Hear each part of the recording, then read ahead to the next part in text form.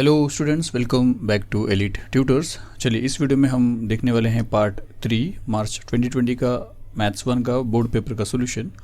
और इसमें जो हम क्वेश्चन कवर करने वाले हैं, लास्ट टाइम हमने क्वेश्चन नंबर 2B एंड किया था यहाँ तक।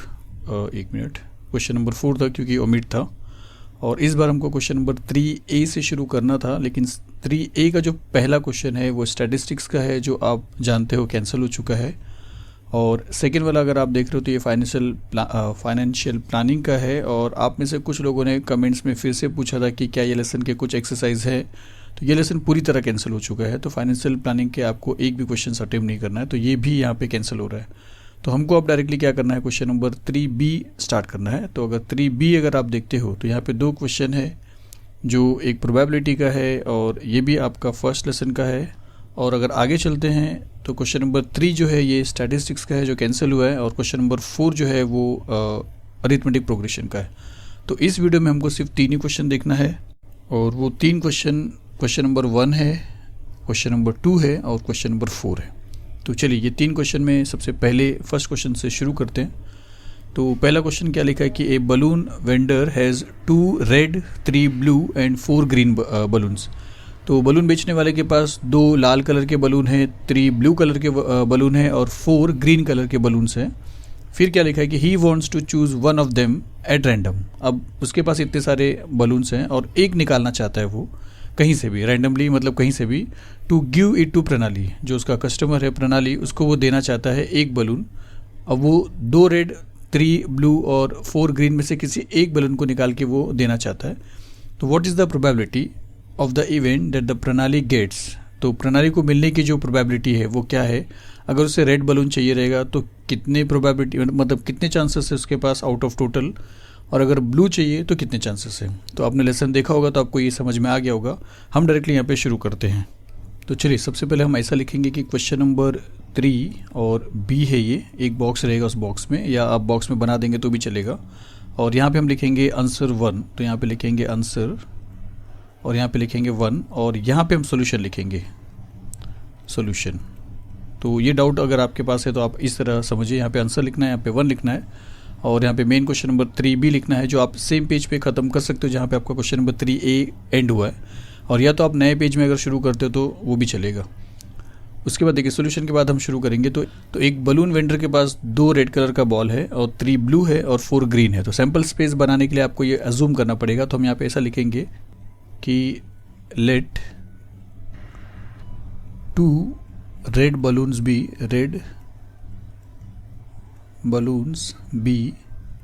R1, R2। तो रेड बलून्स को हमने क्या किया, R1 R2 अज्यूम किया है। उसी तरह ब्लू बलून को हम B1 और B2 और B3 करेंगे क्योंकि 3 है, और ग्रीन बलून्स को हम G1 G2 G3 और G4 करेंगे। तो चलिए मैं पूरा लिख दे रहा हूँ यहाँ पे। तो देखिए इस तरह लिखा कि 3 ब्लू बलून्स भी B1 B2 B3 और 4 ग्रीन बलून्स भी G1 G2 G3 और G4। तो सैम्पल स्पेस क्या आ जाएगा, तो हम यहाँ पे लिखेंगे कि therefore S which is equal to, sample space में सब आ जाएंगे, R1 R2 आ जाएंगे, रेड बलून है उसके पास, फिर B1 B2 B3 आ जाएगा, B1 कॉमा, ये कॉमा है स्टूडेंट्स आप अच्छे से लिखना, B2 और B3, और फिर G1 G2 G3 G4। तो G1 G2 G3 G4, थोड़ा स्पेस का यहाँ पे प्रॉब्लम होगा, तो इस तरीके से लिखेंगे। और एन ऑफ एस अगर आप काउंट करके लिखते हो तो 1 2 3 4 5 6 7 8 9 है, तो यहाँ पे लिख देंगे 9। तो 3 मार्क्स का क्वेश्चन है, आपको क्योंकि 2 अटेम्प्ट करना है तो आपको यहाँ तक आपको 1 मार्क्स मिलेगा। उसके बाद रेड बलून के लिए आपको 1 मार्क्स मिल जाएगा, और ब्लू बलून का जब इवेंट आप सॉल्व करोगे तो 1 मार्क्स वहाँ पे मिल जाएगा। टोटल 3 मार्क्स का डिस्ट्रीब्यूशन आपको इस तरह मिलेगा। तो इसके नीचे मैं लिखूँगा, मतलब मैं यहाँ पे लिख रहा हूँ, आपको इसके नीचे लिखना है फर्स्ट इवेंट वाला रेड बलून का। तो फर्स्ट वाला है, इसके लिए हम यहाँ पे एक बार और नंबरिंग करेंगे कि हम फर्स्ट वाले को सॉल्व कर रहे हैं, और या ऐसा लिख दीजिए। और प्रणाली को यहाँ पे रेड बलून चाहिए, तो हम लिखेंगे कि let A be the event that Pranali gets a red balloon. तो यहाँ पे मैं लिख रहा हूँ, आप देखिए, तो इस तरह लिखा कि let A be the event that Pranali gets a red balloon. तो रेड बलून अगर चाहिए तो ए सेट में क्या मिलेगा आपको, क्योंकि सिंस रेड ही बलून चाहिए सैम्पल स्पेस में, तो रेड बलून R1 और R2 है, तो यहाँ पे सिर्फ और सिर्फ R1 आएगा और कॉमा R2 आ जाएगा। मतलब एन ऑफ ए की बात करें, मैं बाजू में लिख रहा हूँ, आप नीचे लिखते चलोगे, मैं स्पेस में एडजस्ट कर रहा हूँ स्टूडेंट्स। तो यहाँ पे देयरफॉर लिख दीजिए कि therefore n of a which is 2। लेकिन आपको क्या चाहिए, प्रोबेबिलिटी चाहिए, क्योंकि आपसे पूछा व्हाट इज़ द प्रोबेबिलिटी, तो p ऑफ a का फॉर्मूला लिखेंगे। तो हम यहाँ पे फाइनली लिखेंगे कि देयरफॉर p ऑफ a, और उसका फॉर्मूला आप जानते हो n of a upon n of s।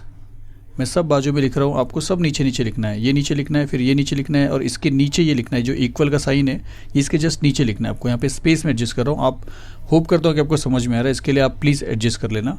तो n ऑफ a यहाँ पे 2 रहेगा, और n ऑफ s जो है वो टोटल 9 है, तो यहाँ पे 9 रहेगा। और सिंस से कैंसिल नहीं हो रहा है तो ये उसका फाइनल आंसर रहेगा। मतलब टोटल 9 जो चांसेस है, 1 2 3 4 5 6 7 8 9, उसमें से अगर उसको रेड बलून चाहिए तो 2 ही चांस है उसके पास, तो 9 में से 2 चांसेस उसके पास है। यहाँ तक आपको 1 मार्क्स मिल जाएगा। फिर सेकेंड हम इवेंट लिखते हैं यहाँ पे, और उसी तरह जैसा हमने यहाँ पे अज्यूम किया था कि let A be the event that Pranali gets a red balloon, उसी तरह हम यहाँ पे लिखेंगे कि let B be the event that Pranali gets blue balloon. तो चलिए ये लिख देते हैं यहाँ पे। तो इस तरह लिखेंगे let B be the event that Pranali gets a blue balloon. तो यहाँ पे एक सिंगल कोट में आप लिख दीजिए, और यहाँ पे मैंने बलून लिखा है, यहाँ पे बलून्स लिखा है। तो ग्रामेटिकल मिस्टेक अगर इतना हो रहा है तो वो चल जाएगा स्टूडेंट्स, ये याद रखिए, मैथ्स में ग्रामेटिकल मिस्टेक इतना नहीं काउंट किया जाता है। तो अब हम यहाँ पे लिखेंगे बी कि देयरफॉर बी के अंदर क्या आएगा। अब सिंस उसको ब्लू बलून चाहिए तो टोटल ब्लू बलून जो है वो 3 है, तो बी सेट में आ जाएगा B1, B2, B3, और इसको काउंट करेंगे, इसका सैम्पल पॉइंट, तो n ऑफ b जो है वो आपको मिलता, चलिए यहाँ पे लिखूंगा मैं कि देयरफॉर n ऑफ b जो है वो आपको मिल रहा है यहाँ पे 1 2 3, तो 3 करेंगे। आप सब नीचे लिखिए प्लीज़, नीटनेस आपको वहाँ पे बोर्ड पेपर में मेंटेन करना है। फिर अब देखिए आपको प्रोबेबिलिटी चाहिए, तो हम लिखेंगे देयरफॉर, जैसा यहाँ पे लिखा था यहाँ पे लिखेंगे कि therefore p of b which is equal to n of b upon n of s। तो n ऑफ b आपने देखा यहाँ पे 3 है, तो 3 लिखेंगे, upon n of s total 9 है, तो यहाँ पे 9 लिखेंगे। सिंस ये कैंसिल नहीं हो रहा था तो इसको छोड़ दिया था, लेकिन ये कैंसिल हो रहा है। 3 1 ज़ा 3, 3 3 ज़ा 9, तो 3 1 ज़ा 3 और 3 3 ज़ा 9 हो रहा है। इसके लिए फाइनली हम लिखेंगे 1/3। मतलब देखिए कि टोटल 9 चांसेस में से ब्लू बलून को पाने का 3 चांसेस है, तो अगर उसको 9 चांसेस में से 3 चांसेस है, मतलब हर एक 3 चांस में से उसको 1 चांस है। अगर पूरे 9 में से 3 चांसेस है, इसका मतलब 3 में से 1 चांस है। तो इतना करना है, और बस इतने पे आपको पूरे 3 मार्क्स मिल जाएंगे, 1 यहाँ पे, 1 यहाँ पे, 1 यहाँ पे। तो चलिए फर्स्ट क्वेश्चन होता है, सेकंड क्वेश्चन देखते हैं। तो सेकंड क्वेश्चन क्या लिखा है कि the denominator of a fraction is 4 more than twice its numerator. ये सब वीडियो में भी कवर हो चुका है, फिर भी यहाँ पे देखेंगे। थोड़ा मेथड वहाँ पे यहाँ पे डिफरेंट हो सकता है, क्योंकि मैंने अभी देखा नहीं कि मैंने किस मेथड से कराया था। तो देखिए क्या लिखा है कि और मेथड आपका कोई भी हो, आपको मार्क्स मिलेंगे बोर्ड एग्जाम में, ये चीज़ आप याद रखिए, क्योंकि बोर्ड का पेपर आपके क्लास के टीचर चेक नहीं करते हैं। जो स्कूल के टीचर का जो मेथड होता है वही मेथड होना चाहिए, ऐसा कोई कंपल्सन नहीं है, ये आप याद रखिए। तो क्या लिखा है कि the denominator of a fraction is 4 more than twice its numerator. तो डिनोमिनेटर जो है न्यूमरेटर से 4 ज़्यादा है। फिर आगे क्या लिखा है मैं समझाऊंगा सम सॉल्व करने के टाइम भी। फिर क्या लिखा है कि denominator becomes 12 time the numerator. अब डिनोमिनेटर अब क्या हो जाएगा कि 12 टाइम बन जाएगा न्यूमरेटर का। कब मालूम है, if both the numerator and denominator are reduced by 6। अगर उसी न्यूमरेटर को उसी डिनोमिनेटर को रिड्यूस कर दोगे 6 से, मतलब उसमें से 6 माइनस कर दोगे, कम कर दोगे 6, तब क्या होगा, तब डिनोमिनेटर जो है वो न्यूमरेटर का 12 टाइम बन जाएगा। तो हमसे पूछा है फिर सिंपली बताओ कि वो फ्रैक्शन क्या है। तो चलिए मैं आपको समझाता भी हूँ, जैसे सम्स करेंगे वैसे से आपको समझ में भी आएगा। तो चलिए हम यहाँ पे लिखेंगे आंसर, और यहाँ पे लिखेंगे 2, और यहाँ पे लिख देते हैं सॉल्यूशन। अब देखिए यहाँ पे सबसे पहले एक फ्रैक्शन की बात हो रही है, और आप जानते हो फ्रैक्शन a/b या समथिंग अपॉन समथिंग, जैसा 2/7 है, तो ये फ्रैक्शन है। तो एक ऊपर वाला जो होता है वो न्यूमरेटर होता है, नीचे वाला जो होता है वो डिनोमिनेटर होता है। पर हमको यहाँ पे पता नहीं है कि न्यूमरेटर क्या है, सिर्फ इतना पता है कि डिनोमिनेटर जो भी है वो न्यूमरेटर का 4 टाइम ज़्यादा है। तो जब हमको नहीं पता है तो हम क्या करेंगे, x और y अज्यूम करेंगे कि न्यूमरेटर को x ले लेते हैं और डिनोमिनेटर को y ले लेते हैं। तो यहाँ पे हम लिखते हैं कि let the numerator of the fraction be x। तो चलिए मैं यहाँ पे लिख के बताता हूँ। तो चलिए हमने लिखा कि let the numerator of the fraction be x, और अब लिखेंगे कि एंड डिनोमिनेटर बी y। तो चलिए इतना हो गया कि एंड डिनोमिनेटर बी y। अब यहाँ पे क्या बोला कि the denominator of a fraction, मतलब ये is 4 more than twice its numerator. ये जो है डिनोमिनेटर जो है वो क्या है, वो न्यूमरेटर का ट्वाइस है। न्यूमरेटर क्या है, x है, उसका डबल है। और 4 ज़्यादा भी है तो वो देखेंगे। पहले डबल का मतलब ट्वाइस का मतलब 2x हो जाएगा, मतलब न्यूमरेटर को आप ट्वाइस करिए। फिर से आपको बता रहा हूँ कि the denominator of a fraction is 4 मोर वो देखेंगे बाद में, देन ट्वाइस इट्स न्यूमरेटर का ट्वाइस। तो एक बार यहाँ पे एक स्टेटमेंट और लिखते हैं कि twice the numerator which is equal to 2x, numerator का ट्वाइस मतलब 2x। तो एक स्टेटमेंट यहाँ पे ये भी लिख देंगे। या देखिए अगर आप नहीं लिखोगे ये स्टेटमेंट तो भी चलेगा, चलिए नहीं लिखते हैं कोई बात नहीं। तो डायरेक्टली हम यहाँ पे कंडीशन देखते हैं कि हमारा जो कंडीशन है वो क्या है, क्योंकि न्यूमरेटर और डिनोमिनेटर हमने डिफाइन कर दिया है। अब डायरेक्टली कंडीशन शुरू करते हैं। ये पहला कंडीशन यहाँ से लेके यहाँ तक है। तो यहाँ पे हम लिखेंगे कि according to the first condition. तो चलिए मैं लिख के बता रहा हूँ। तो चलिए according to the first condition क्या है फर्स्ट कंडीशन कि denominator of a fraction is, तो डिनोमिनेटर y है तो y इज़ मतलब इज़ इक्वल टू 4 मोर मतलब 4 ज़्यादा है तो वो प्लस रहेगा, 4 टाइम नहीं है, टाइम यहाँ पे 4 more than twice its numerator का डबल। तो न्यूमरेटर हमने एक अज्यूम किया था तो न्यूमरेटर का डबल, तो ये आपका इक्वेशन बनेगा। तो ये हो जाता है पहला कंडीशन। तो आप इसको सिंप्लीफाई करके ऐसा भी लिख सकते हो, जैसे 2x है ये प्लस y है, इस तरफ लाएंगे तो माइनस y हो जाएगा, और ये प्लस 4 है उस तरफ ले जाएंगे तो माइनस 4 हो जाएगा। तो विच इज़ इक्वल टू -4 करके एक सिंपल इक्वेशन के फॉर्म में लिख सकते हो और उसको इक्वेशन 1 कर सकते हो। लेकिन एक मेथड और भी है जहाँ पे हम सब्स्टिट्यूशन करते हैं। तो वहाँ पे हम क्या कर सकते हैं, अगर इक्वल के इस तरफ एक वेरिएबल क्लियरली दिख रहा है तो हम इसके जो भी वैल्यू है वो दूसरे वाले इक्वेशन में सब्स्टिट्यूट करेंगे। तो मैं यहाँ पे क्या कर रहा हूँ, इसी को इक्वेशन 1 कर दे रहा हूँ, इसी को। आप ये मेथड से भी कर सकते हो। तो ये फर्स्ट कंडीशन पे हमने एक इक्वेशन बनाया। अब सेकंड कंडीशन पे आपको एक इक्वेशन और बनाना है, और सेकंड कंडीशन क्या बोला है कि denominator becomes 12 times the numerator. अब अगर ऐसा समझते हो कि डिनोमिनेटर y है तो डिनोमिनेटर बिकम्स 12 टाइम न्यूमरेटर, तो आपको ऐसा दिखाई देगा कि डिनोमिनेटर बिकम्स 12 टाइम न्यूमरेटर। लेकिन कब, देखिए, if both the numerator and the denominator are reduced by 6, अभी नहीं बनेंगे, जब इसमें 6 रिड्यूस करोगे तब बनेंगे वो लोग, तब डिनोमिनेटर जो है वो न्यूमरेटर का 12 टाइम बनेगा। क्योंकि अभी जो डिनोमिनेटर है वो y है और अभी जो न्यूमरेटर है वो x है। लेकिन अभी का जो लेकिन 12 टाइम वो कब बनेगा, देखिए, denominator becomes 12 time the numerator if both the numerator and the denominator are reduced by 6। मतलब इसमें भी 6 कम कर दीजिए, इसमें भी 6 कम कर दीजिए, 6। तब क्या होगा, तब ये जो डिनोमिनेटर जो रहेगा वो हो जाएगा 12 टाइम किसका, न्यूमरेटर का। तो denominator will become 12 time of numerator if denominator and numerator both are reduced by 6। ये क्वेश्चन है यहाँ पे। तो ये रॉन्ग हो जाएगा कि डिनोमिनेटर इज़ 12 टाइम न्यूमरेटर, लेकिन कब होगा, जब रिड्यूस करेंगे। तो यहाँ पे पहले हम रिड्यूस करके बता देते कि रिड्यूस करने पे मतलब डिनोमिनेटर को रिड्यूस करेंगे 6 से तो कैसा लिखेंगे, और न्यूमरेटर को, उसके बाद हम सेकेंड कंडीशन लिखेंगे। मतलब पहले डिफाइन कर देते हैं। हम ऐसा लिखेंगे कि if 6 is reduced from both numerator and denominator, then उसके बाद न्यूमरेटर क्या बनेगा, डिनोमिनेटर क्या बनेगा वो लिखेंगे। तो यहाँ पे स्टेटमेंट लिख रहा हूँ कि if 6 is reduced from both numerator and denominator. तो देखिए, if 6 is reduced from both numerator and denominator, then numerator क्या, डिनोमिनेटर पहले लेते, देन डिनोमिनेटर क्या बन जाएगा, देन डिनोमिनेटर हो जाएगा आपके लिए y-6, एंड न्यूमरेटर क्या हो जाएगा, न्यूमरेटर हो जाएगा x-6, क्योंकि जो डिनोमिनेटर था उसमें से 6 रिड्यूस किया है और जो प्रेजेंट फ्रैक्शन का न्यूमरेटर था उसमें भी 6 माइनस किया। अब हम क्या करेंगे कि हमने रिड्यूस कर दिया है, अब जो सेकेंड कंडीशन है कि रिड्यूस करने के बाद वो 12 टाइम बनता है वो लिखेंगे, मतलब ये चीज़ लिखेंगे। तो अब हम यहाँ पे लिखेंगे कि according to the second condition. तो सेकेंड कंडीशन लिखा है कि 6 रिड्यूस करने के बाद का जो डिनोमिनेटर रहेगा वो 12 टाइम रहेगा 6 रिड्यूस्ड हुए न्यूमरेटर के। अब इसको थोड़ा सिंप्लीफाई करेंगे तब जाके उसको इक्वेशन 2 करेंगे। मैं यहाँ पे लिख रहा हूँ, आपको नीचे लिखना है। तो क्या होगा, देखिए, ब्रैकेट ओपन करेंगे तो ये हो जाएगा therefore y-6 which is equal to 12 को x से मल्टीप्लाई करेंगे तो 12x हो जाएगा, और फिर माइनस 12 को 6 से मल्टीप्लाई करेंगे तो 72 हो जाएगा। तो यहाँ पे लिखेंगे 72। और अब हम सिंप्लीफाई कर सकते हैं, जैसे -72 को यहाँ पे लाएंगे और ये या तो -6 को वहाँ पे लेके जाएंगे तो भी चलेगा। हम क्या कर रहे हैं, इसको, हाँ चलिए, उसका रिड्यूस करेंगे, फिर उसके बाद हम इक्वेशन नंबर देंगे उसको। देखिए, ऐसा कर रहे हैं, इक्वल की इस तरफ 12x पॉजिटिव है उसको वैसे ही रखते हैं, लेफ्ट साइड में प्लस y है, इस तरफ लेके आते हैं -y हो जाएगा।